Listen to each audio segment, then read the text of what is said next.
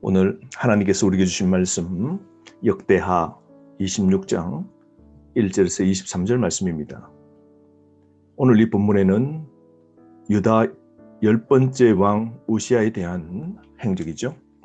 우시아는 16세의 왕위에 올라 52년간 통치를 하게 되는데요. 므낫세 55년 통치에 비하면 두 번째로 긴 통치를 하게 된 왕입니다. 그는 16세의 왕이 되어서 솔로몬 이후 가장 큰 번영과 영토 확장을 이루었지만 말년에 제사장 직분을 침해해서 문둥병에 걸려 비참하게 생애를 마감하게 됩니다. 오늘 그 내용을 함께 살펴보고자 합니다. 4절 말씀 통치 초반에 그는 하나님을 잘 섬깁니다. 4절 우시아가 그의 아버지 아마샤의 모든 행위대로 여호와 보시기에 정직하게 행하며 5절 말씀 하나님의 묵시를 밝히 하는 스가랴가 사는 날에 하나님을 찾았고 그가 여호와를 찾을 동안에는 하나님이 형통하게 하셨더라. 4절과 5절 말씀에 보면 그는 여호와 보시기에 정직하게 행하였는데 그 이유는 곁에 좋은 스가랴라 하는 선지자가 있었습니다. 즉 좋은 멘토가 곁에 있어서 하나님의 묵시를 밝히 깨닫도록 도와주는 것이죠. 하나님 아는 지식 참 중요하죠. 하나님 말씀을 배우고 하나님에 관해서 알 때에 우리의 믿음이 깊어지는 것이죠. 선지자 말을 잘 경청할 때 우시아는 번영한 겁니다. 형통을 누린 것이죠. 그가 여호와를 찾을 때에 그는 형통한 삶을 살았습니다. 여러분, 오늘 우리도 동일합니다. 하나님을 찾을 때 우리가 도움을 받고 형통할 수 있는 것이죠. 하나님의 은혜와 도움이 있어야 우리 수고가 헛되지 않음을 기억합시다. 오늘 그러므로 여러분, 우리 삶의 영혼의 형통은 여호와 아는 지식 많아야 됩니다. 오늘 시대에 하나님의 말씀 배우기가 둔해졌고 하나님의 말씀을 깊이 연구하고 읽고 묵상하는 것 우리는 꺼려합니다. 세상의 다른 방송을 즐겨하고 영화와 음악과 세상의 내 취미는 많은 시간 투자해서 그 일에 집중합니다. 그러나 하나님 말씀에는 우리가 등한해야 합니다. 그러므로 여러분, 오늘 우시아가 가장 번영하고 전성기를 누렸던 이유는 5절 말씀, 여기에 핵심이 있는데요. 꼭 기억합시다. 하나님 말씀을 배우고 곁에 좋은 선지자의 말을 경청했고 여호와 하나님을 찾았을 때 그는 하나님이 주시는 형통을 누렸다라고 그럽니다. 기억합시다. 오늘 우리의 삶, 하나님 말씀 안에 거하고 하나님을 찾고 하나님 안에 거하는 믿음의 삶을 오늘 우리가 살아가야 됩니다. 이런 우시아가 큰 형통을 누리게 되는데요. 6절부터 8절 말씀에는 정복사업과 국제적 명성을 얻게 됩니다. 하나님이 왕에게 베푸신 다방면의 복들이 기록되어 있는데요. 외적들을 하나님이 막아주시고 그래서 나라가 강성하고 영토가 확장됩니다. 9절에서 10절 말씀에 보면 국력이 신장되는데요. 평안할 때 위기 때를 준비합니다. 그리고 농경이 더욱 발전됩니다. 뿐만 아니라 9절 말씀에 예루살렘 수도를 요새화시킵니다. 11절에서 15절 말씀에 보면 강력한 상비군 국방력을 강화하는데요. 군대를 양성합니다. 가문의 수장들이 2,600명이고 군인이 30만 7,500명이 됩니다. 그래서 14절 말씀에 보면 방패와 창과 투구와 갑옷과 활과 물매와 돌을 다 준비했다라고 그러죠. 철저한 국방력을 갖추게 됩니다. 15절 말씀에 가서 하반절에 주목해야 될 구절이 있는데요. 그의 이름이 멀리 퍼지면 기이한 도우심을 얻어 강성하여 짐이었더라 그럽니다. 우시아의 명성이 사방에 퍼진 건 기이한 도우심, 즉 하나님의 개입임을 말씀하고 있습니다.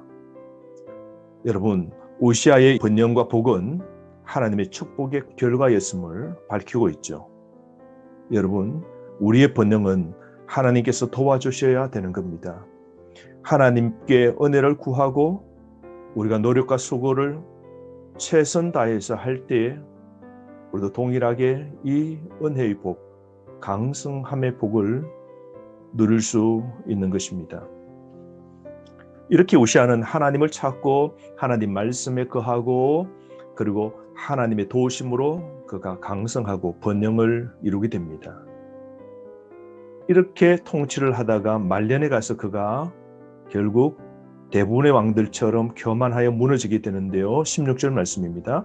그가 강성하여 짐에 그의 마음이 교만하여 악을 행하여 그의 하나님 여호와께 범죄하되 곧 여호와의 성전에 들어가서 향단에 분향하려 한지라. 강성할 때 마음이 교만하게 된 겁니다. 파멸당할 악을 행하였습니다. 교만이 삭텄습니다. 하나님께 대한 범죄하게 되는데요. 신성 모독적인 행위를 하게 됩니다. 레인들만 들어갈 수 있는 성소에 그가 들어가게 되는 것이죠. 여러분, 잘 되면 하나님의 은혜를 잊고 교만이 자라고 타락하기 쉽습니다. 하나님의 은혜를 내 능력으로 착각하지 맙시다. 은혜와 축복을 받을 때 청지기 자세로 더 겸손해야 됩니다. 기억나십니까? 느부갓네살 왕 보십시오. 바벨론 왕처럼 하나님 앞에 교만하고 강팍했을 때 그는 폐위당하여 짐승으로 추락하는 하나님의 심판을 받았지 않습니까? 17절 말씀, 이 사건을 알고 제사장 아사랴가 여호와의 용맹한 제사장 80명을 데리고 그의 뒤를 따라 들어가서 왕을 꾸짖습니다. 18절 말씀, 우시아 왕 곁에 서서 그에게 이르되 우시아여, 여호와께 분향하는 일은 왕이 할 바가 아니요 오직 분향하기 위하여 구별함을 받은 아론의 자손 제사장들이 할 바니 성소에서 나가소서.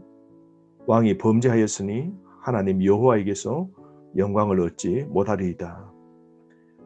잘못된 이 분향, 제사장 아사랴가 저지하지만 왕은 말년에 형통하고 교만해서 불순종합니다. 순종했던 그가 불순종하게 되고 자신의 본분을 거스리는 행동을 하게 됩니다. 제사장 권한에 도전하는 행동이고 주제 넘는 행동을 하게 된 겁니다. 성전과 제사장을 모욕하는 건 즉 하나님을 무시하는 것이죠.